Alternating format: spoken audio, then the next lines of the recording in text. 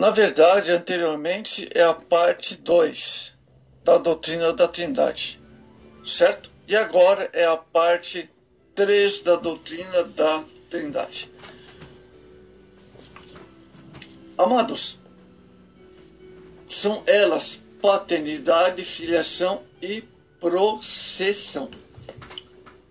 A paternidade é uma característica exclusiva do Pai.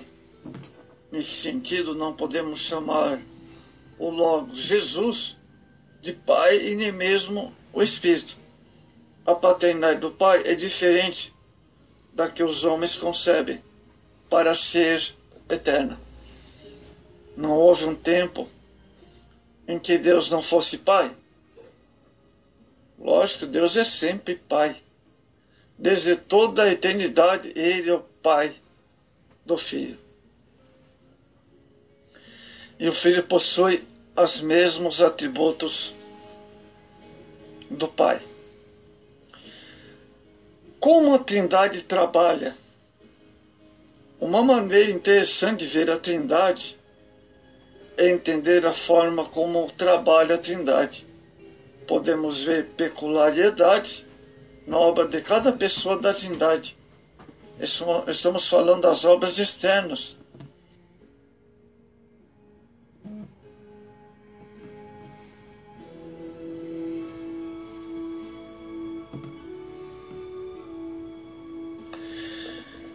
Na verdade, em cada pessoa da Trindade, não existe qualquer grau de subordinação entre elas, por serem iguais em seus atributos, etc.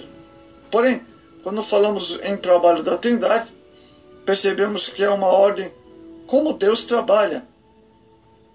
Isso nos revela bastante do caráter trinitário. Jesus fez algumas declarações que certamente poderiam nos deixar confusos se não entendemos a diferença entre Trindade, em essência, e obras da Trindade.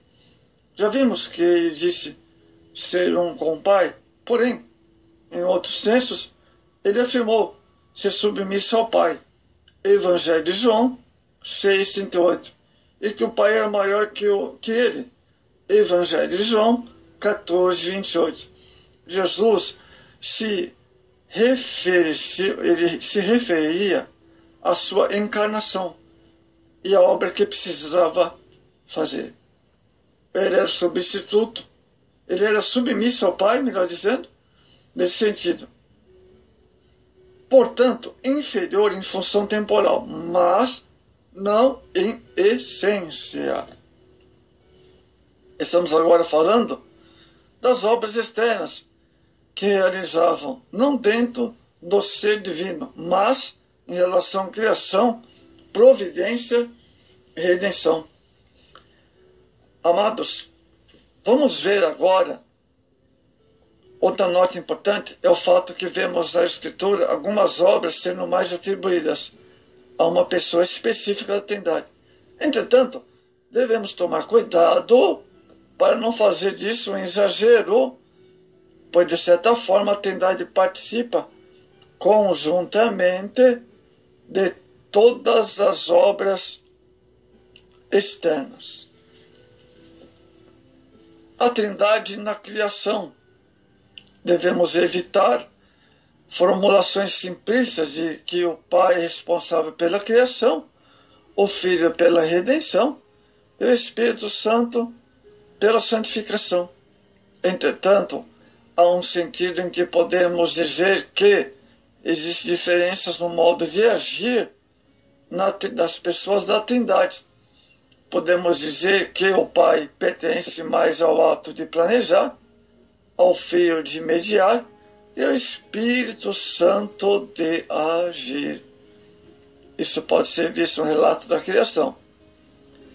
No texto de Gênesis 1, verso 3 ao 4, a Trindade estava agindo. O texto diz: no princípio Deus criou os céus e a terra. Note que a criação é atribuída a Deus. Entretanto, em seguida vejamos algumas manifestações diferentes de Deus. A terra, porém, era forma e vazia, e O Espírito de Deus pairava sobre as águas. Gênesis 1, verso 2. Aí está a terceira pessoa. O Espírito de Deus pairando sobre as águas. O maior dos comentaristas concorda que o Espírito Santo está numa função de energizar a matéria, sendo, portanto, o ponto de contato entre Deus e a matéria. Mas, e onde está o Filho? O Filho é a palavra de Deus, amados. O significado que João chame Jesus de o Verbo de Deus, João 1, verso 1, ele é a palavra proferida, haja luz. É instrumento em que todas as coisas foram criadas. Portanto, podemos dizer que na criação, o Pai fala, o Filho é a palavra é falada, o mediador é o Espírito Santo, é o agente direto sobre a matéria, amados. A Trindade da redenção. O Pai, o Filho, o Espírito Santo trabalha na redenção. Também em cada realizando sua função. Amados, a Trindade trabalha juntamente na redenção, cada parte executando uma tarefa particular. O texto de 1 Pedro 1, verso 2 é claro nesse sentido. Aqui também o Pai idealiza a salvação, pois eles pertence ao ato, da salvação. Nesse sentido, o Pai é autor, o Pai da eleição. O Filho está novamente na função de mediador. O texto de Efésios 1,4 relata que os eleitos foram escolhidos em Cristo. Em 1 Pedro 1,2, o Filho possibilita a obediência a Deus por meio da expressão do seu sangue. Já o Espírito Santo cabe a tarefa de santificar e separar para si os eleitos. Então o Pai elegeu, o Filho salvou e o Espírito Santo aplicou a salvação. Então temos aqui a doutrina da eleição também aqui. Essa ordem pode ser vista por toda a Escritura.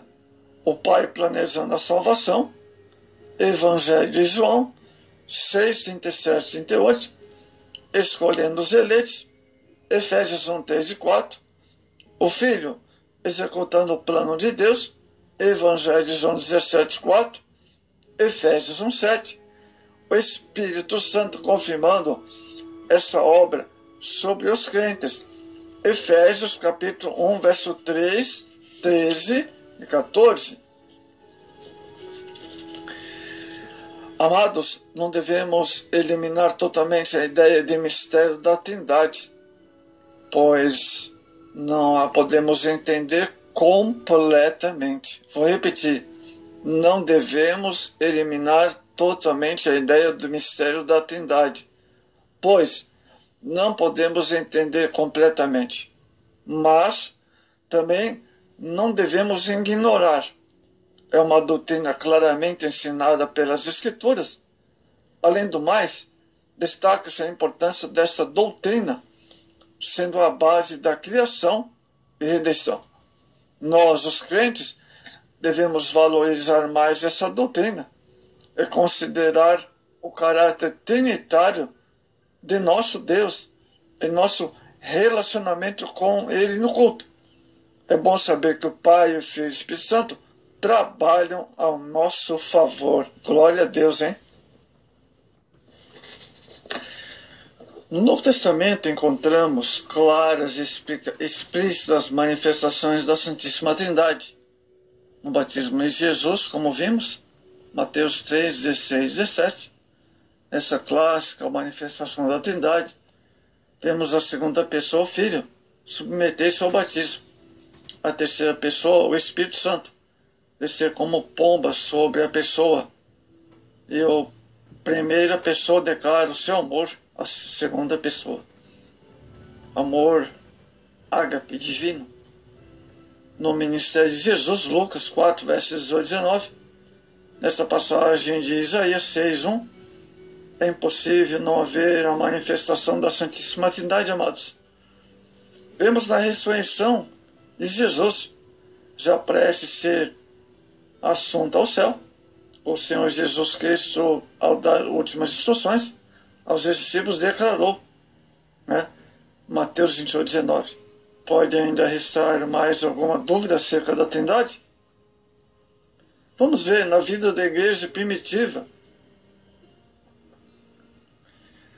No Atos Apóstolos, a Santíssima Trindade aparece operando ativamente desde os primeiros versículos. Atos, verso 1 e o verso 2. Nesse livro encontramos a Trindade na proclamação do Evangelho. Atos 5:32, Atos 10:38. No testemunho eficaz da fé cristã. Atos 7:55, no chamado de obreiros. Atos 9:17. No concílio da igreja de Jerusalém. Atos 15, verso 1 a 35. Nas cartas, amados, são muitas as passagens sobre a Trindade. Romanos 14:17, 15:16, 2 Coríntios 13:13, Efésios 4:30, Hebreus 2, verso 3 e 4, 2 Pedro, verso 16, 21, carta de 1 João 5:7, no Apocalipse a Santíssima Trindade encontra-se do princípio ao fim. Apocalipse 1:2, 2:8 e o verso 11, etc. A doutrina da Santíssima Trindade não é mero exercício intelectual. É uma verdade consoladora. Ensina-nos diversas coisas vitais para a nossa vida cristã. Em primeiro lugar, com a ascensão de nosso Senhor, não fomos deixados órfãos. Ele rogou ao Pai que, amorosa e prontamente, enviou-nos o Consolador. É com esse inexprimível gemido, intercede por nós. Testifique que somos filhos de Deus, através dos méritos de nosso Senhor Jesus Cristo. Quão consoladora é a doutrina da Santíssima Trindade. É interessante que cada um grave uma coisa. Nossa mente jamais conseguirá explicar adequadamente o que é Santíssima Trindade. Aliás, foi certa vez que confessou Agostinho, um dos maiores teólogos do Ocidente. Todavia, contamos nós com a assistência do Espírito Santo que, por intermédio das Escrituras, revela-nos o necessário para aceitarmos a beleza desta verdade. Amados, em Efésios 4, verso 4 a 6, temos nesse versículo uma diversidade de operações e funções na unidade de Deus. É Deus quem nos chama por intermédio do Espírito Santo. Jesus é o nosso Senhor, a fonte de nossa fé e esperança. O Pai, o Filho e o Espírito Santo são iguais em poder, em glória, majestade, que subsistem desde a eternidade em uma substância indivisível, mas manifesta na história salvífica em formas pessoais, em funções distintas. 1 Pedro, capítulo 1 e o verso 2, amados.